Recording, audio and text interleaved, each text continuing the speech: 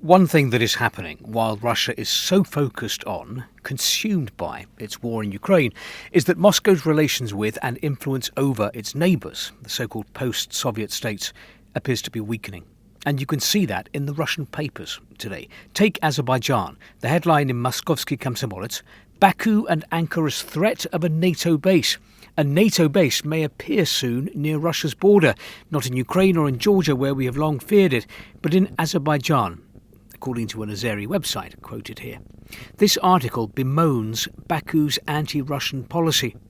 But so as not to appear too upset by this, the writer argues, well, Azerbaijan was never really on Russia's side. After the fall of the USSR, was Azerbaijan a reliable partner and friend of Moscow? Wasn't our strategic partnership with Baku nothing more than self-deception? Then there's Armenia.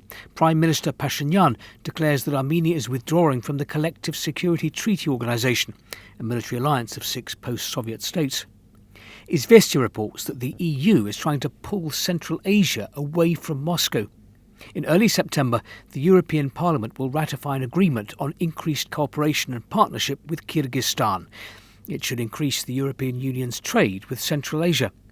Brussels also wants similar agreements with Uzbekistan and Turkmenistan. Then there's this editorial in today's Nezavisaya Gazeta, which starts off by talking about Russia's closest ally, Belarus. The announcement that Minsk is developing contacts with Washington, made by the chargé d'affaires of Belarus in the US, Pavel Shidlovsky, has changed the perception of Russia's ally, traditionally considered number 2 in the Union state. Our dialogue with the American side continues. The necessary contacts have been made. They are developing, the diplomat said. Belarusian diplomats are also actively working in EU countries where delegations of the Belarusian parliament are received.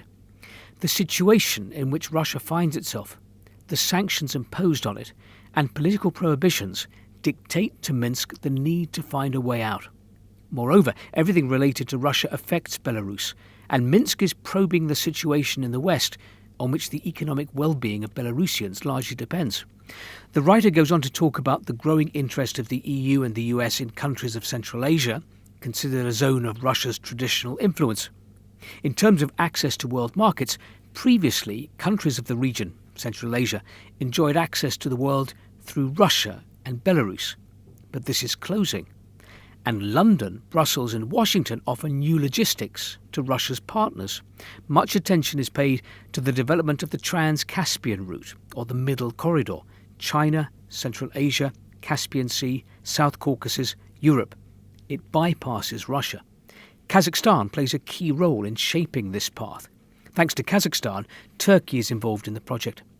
The Commonwealth of Independent States ceases to be a zone of exclusively Russian influence.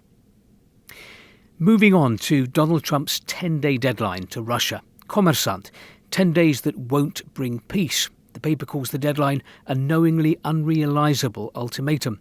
Moskovsky Komsomolets, a head-on collision, it seems, is unavoidable. The Trump and Putin locomotives are careering towards each other, and no one is about to move to the side or stop and reverse. The US president made his position very clear: surrender within 10 days or I will fall on you with all my might. The Russian president also made his position very clear. Silence in response to a series of ultimatums speaks volumes about the essence of the Kremlin's response, more eloquently than words. Both leaders have put themselves in a position where a change of course means losing face. This is unacceptable for Putin and for Trump.